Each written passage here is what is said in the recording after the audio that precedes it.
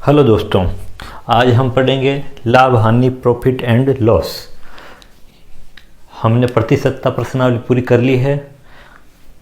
प्रतिशतता का ही एक भाग है लाभ हानि।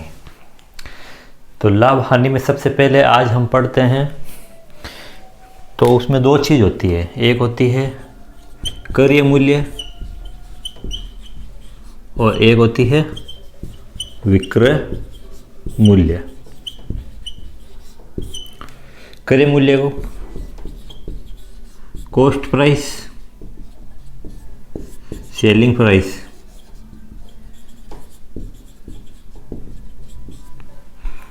ये हमें पढ़नी है।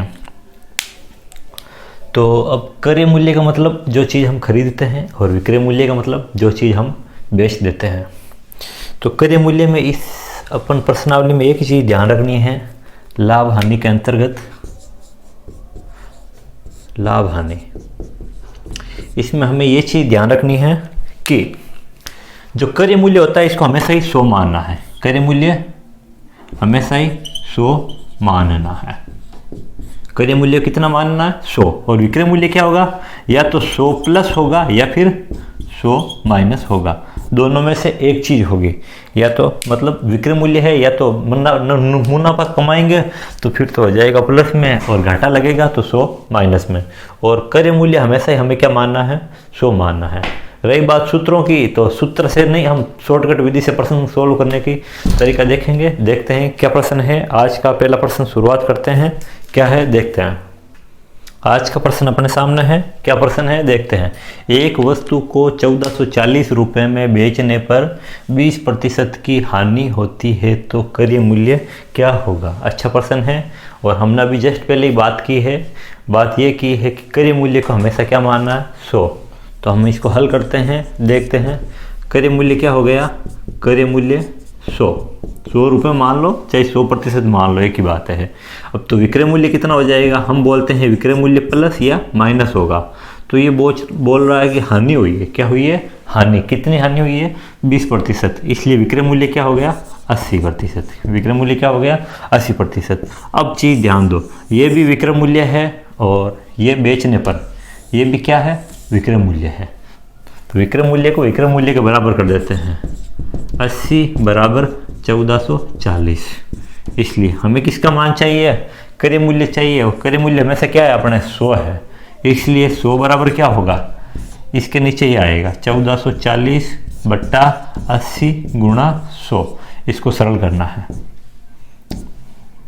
8 एकम 8, पीछे बच गया 6, ये हो गया 64, 8 8 64।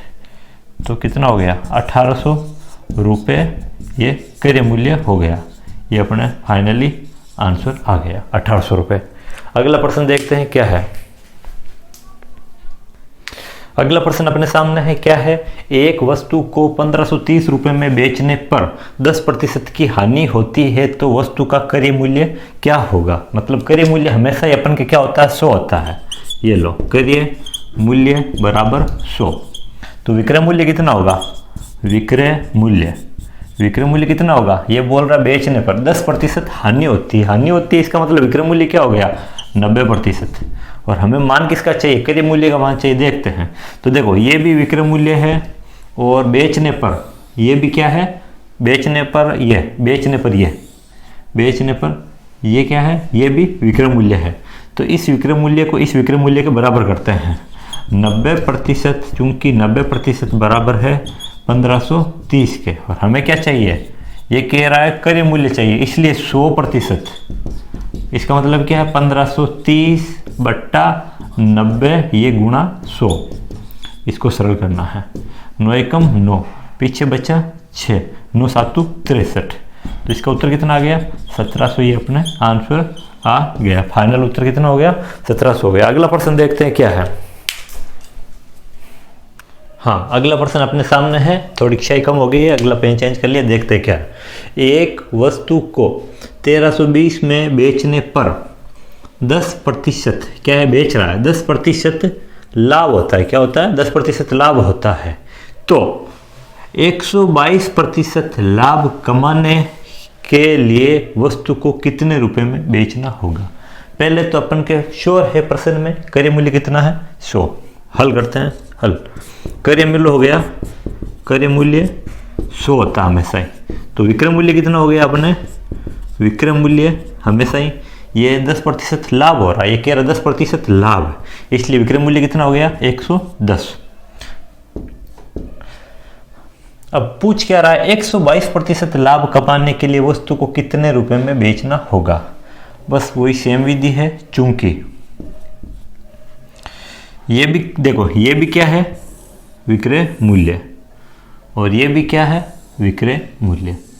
इस विक्रय मूल्य को इस विक्रय मूल्य के बराबर करते हैं, मतलब 110 को 1320 के बराबर करते हैं। 110% बराबर 1320।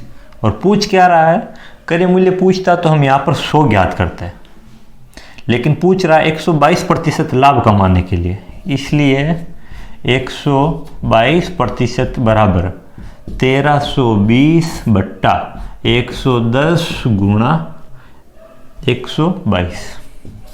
बस इसको सरल करना, 0 से 0 गया, देखो 13 कम 13, 11 भाग देना, 11 कम 11, पीछे बचा 2, ये बन गए 22, 11 दूना 22। इसका मतलब 12 को और 122 को गुणा कराना, गुणा करो, 12 का गुणा 2 बार कराए, 12 दूनी 24 हासिल की 2, 12 दूना 24, 25 26 हासिल की 2, 12 एकम 12, 12 में 2 जोड़ा 14। तो ये अपने इतना उत्तर आ गया। कितने में बेचनी पड़ेगी, 1464 रुपये में बेचनी पड़ेगी। अगला प्रश्न देखते हैं क्या है।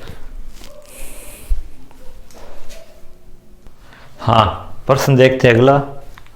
एक वस्तु को 2160 रुपये में बेचने पर 10% की हानि होती है। क्या होती है, 10% की हानि होती है। इस पर 20% का लाभ कमाने के लिए, पिछले प्रश्न में गलती से 122 हो गया है, यहाँ पर 22% कर लेना, पिछले प्रश्न में याद रखा। यहाँ पर 20% का लाभ कमाने के लिए वस्तु को कितने रुपए में बेचना होगा। तो अपने लाभ हानि में हमेशा ही क्रय मूल्य 100 रुपये रहेगा। तो हल करते हैं, देखते हैं क्या है हल। चूंकि क्रय मूल्य क्या होगा, क्रय मूल्य होगा 100, क्रय मूल्य क्या होगा 100। तो विक्रय मूल्य क्या है देखना, विक्रय मूल्य देखो, क्रय मूल्य 100 है तो विक्रय मूल्य है 10% हानि होती है। हानि हुई इसका मतलब विक्रय मूल्य 100 में से 10 घटाया मतलब 90%। ठीक है, आगे प्रश्न कहता है इस पर 20% का लाभ कमाने के लिए वस्तु को कितने में बेचना होगा। 20% का क्या कमाना है, लाभ कमाना है। अब देखो ये क्या है विक्रय मूल्य और ये भी क्या है, देखो बेचने पर ये भी क्या है विक्रय मूल्य। इस विक्रय मूल्य को इस विक्रय मूल्य के बराबर करेंगे, करो। चूंकि 90% बराबर 2160, 90% बराबर 2160 और हमें क्या चाहिए 20% का लाभ चाहिए, मतलब 100 + 20 120% चाहिए। इसलिए 120% बराबर 61/60 नहीं 6160/90 गुणा 120। इसको सरल करना है, इसको सरल करते 9 एकम 9, 9 दूनी 18, 9 दूनी 18, पीछे बच गया 19 20 21 3 बचा, ये बच गया 36, 9 8 9 3 27 9 चौक 36, ये हो गया 24 गुणा 120। इसको सरल करते हैं, 0 का 0, 12 चौक 48 हासिल की 4, 12 दूना 24, 24 और 4 28। तो 120% लाभ कमाने 20% लाभ कमाने के लिए उस वस्तु को 2880 रुपये में बेचना पड़ेगा। ये अपना गया फाइनल उत्तर 2880 रुपये। अगला प्रश्न देखते हैं क्या प्रश्न है। अगला अच्छा प्रश्न आने वाला है, देखना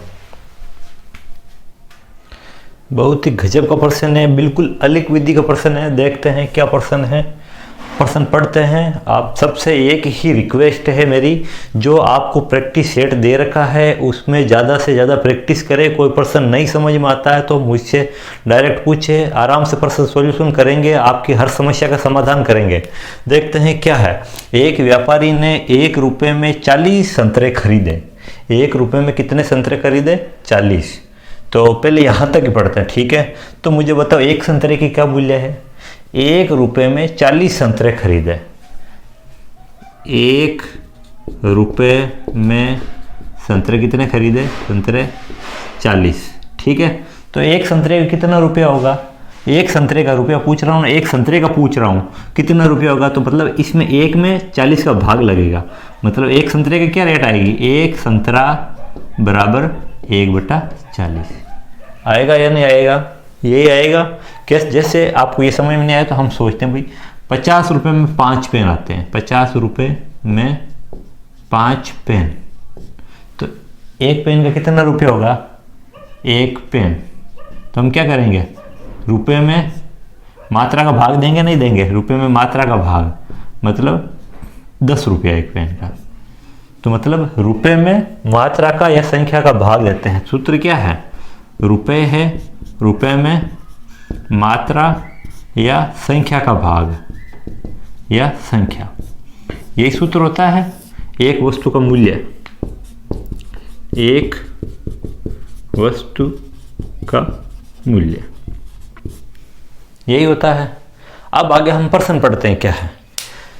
एक व्यापारी ने 1 रुपये में 40 संतरे खरीदे। ठीक है, 25% लाभ कमाने के लिए उसे 1 रुपये में कितने संतरे बेचने होंगे? तो इधर ध्यान दो। तो 1 रुपये में संतरा 40 खरीदा, तो एक संतरा की कीमत क्या है? अपन देखते हैं। एक संतरा की कीमत, ये देखो, एक वस्तु का मूल्य या संतरा की कीमत क्या है? रुपये है, तो रुपये कितना है? 1 लिख दिया। वस्तु या मात्रा कितनी है? 40 है, तो 40। तो देखो आप क्या देख रहे हो? एक वस्तु या एक संतरे की कीमत क्या हो गई? 1/40। ये क्या है? क्रय मूल्य है। ये भी क्रय मूल्य, इधर देखो, ध्यान देना विशेष रूप से। और अपन प्रश्न में क्या मानते हैं? क्रय मूल्य 100 रुपये मानते हैं। क्रय मूल्य अपना, हमारा क्रय मूल्य क्या है? क्रय मूल्य, हमारा क्रय मूल्य क्या लेते हैं? हम हमेशा 100 ही लेते हैं प्रतिशत के मान में। अब ये देखो, ये भी क्रय मूल्य है, समझ में आ रही है? ये भी क्या है? ये भी क्रय मूल्य है। और ये भी क्या है? क्रय मूल्य। समझ में आ रही है? ये भी क्रय मूल्य और ये भी क्रय मूल्य। तो क्रय मूल्य को क्रय मूल्य के बराबर रखते हैं, तो ये लो रखा हमने। इधर देखो, चूंकि 100% बराबर 1/40, कोई समस्या नहीं। इसलिए 1%, इसलिए 1% बराबर 1/40। ठीक है, अब इस 100 का हम इसमें भाग देंगे ना, गुणा 100, भाग लग गया। अब ये कह रहा है 25% लाभ कमाना है। 25% लाभ मतलब 125 करना है, इसलिए 125% बराबर 1/40 गुणा 100। ये तो नीचे वाला, ये ऊपर वाला लिखा है, अब हमें 125, तो ये गुणा करा दो 125। अब इसको सरल कराते हैं। 25 के पाड़े से 25 चौके 100, और यहाँ पर 25 5 125। इसको यहाँ आगे लिख लेते हैं एक बार। क्या आता है? ऊपर 5 है बट्टा नीचे क्या है? 40 गुणा 4, 40 गुणा 4। इसको और सरल करते हैं अपन। 5 एकम 5, 5 8 40, तो 8 चौक 32, तो हर में क्या रह गया? 8 चौके 32। अब देखो, तो ये पूछ रहा है 1 रुपये में कितने संतरे बेचने होंगे। तो ये देखो, 1 रुपये में 32 संतरे बेचने होंगे। तो ये क्या है? रुपया है। ये क्या है? मात्रा या संख्या। समझ में आ गई? मात्रा लिख दो या संख्या लिख दो। तो चूंकि, इसलिए लिख दो, ये लो, इसलिए 1 रुपये में 32 संतरे बेचने होंगे, बेचने होंगे। ये अपना फाइनली आंसर आ गया इस चीज़ का। अच्छा प्रश्न है, समझने लायक, एग्जाम में पूछने लायक प्रश्न है। अगला प्रश्न सेम ऐसा ही देखते हैं, आप करने की कोशिश करना। वीडियो को रोक के पॉज करके देखते हैं क्या प्रश्न है। हाँ, सेम वैसा ही प्रश्न है, देखते क्या है। एक व्यापारी 1 रुपये में 30 नींबू के भाव से कुछ नींबू खरीदे, मतलब 1 रुपये में 30 नींबू खरीदे, बहुत पहले की बात है। 20% का लाभ प्राप्त करने के लिए उसको 1 रुपये में कितने नींबू बेचने होंगे। बस सरल करते हैं। तो 1 रुपये में 30 नींबू आते हैं, तो 1 नींबू की क्या कीमत होगी? ये लो, 1 नींबू की कीमत सरल करते हैं। चूंकि हल ₹1 में 30 नींबू, इसलिए 1 नींबू की कीमत क्या होगी? 1/30। समझ में आ गया? क्या है? रुपये बट्टा मात्रा, रुपये बट्टा मात्रा, एक चीज की ज्ञात करने के लिए। ये क्या है? ये खरीदा गया भाव, देखो खरीदा है तो ये है क्रय मूल्य। क्या है? क्रय मूल्य। और अपना क्रय मूल्य क्या होता है? 100 हमेशा ही। अपना क्रय मूल्य क्या है? 100%। ठीक है, ये भी क्रय मूल्य है और ये भी क्या है? क्रय मूल्य। क्रय मूल्य को क्रय मूल्य के बराबर करते हैं, चूंकि 100% बराबर 1/30, इसलिए 1% बराबर 1/30 तो है ही है, ये 100 का भाग यहाँ दे देते हैं, ये 100 का भाग। ओके, अब अगला क्या कहता है? 20% का लाभ प्राप्त करना, मतलब 100 में 20 जोड़ता है 120। 120% बराबर 1/30 गुणा 100। हमें क्या करना? 120 से, ये लो 120 से गुणा, इसको करना सरल, 0 से 0, 3 एकम 3 एकम 3, 3 चौके 12, फिर 4 एकम 4 और ये 25 बार। क्या माना है? 1/25, 1/25। तो इसका मतलब क्या है? ये है रुपए, ये है मात्रा। इसका मतलब ₹1 में 25 नींबू बेचने होंगे।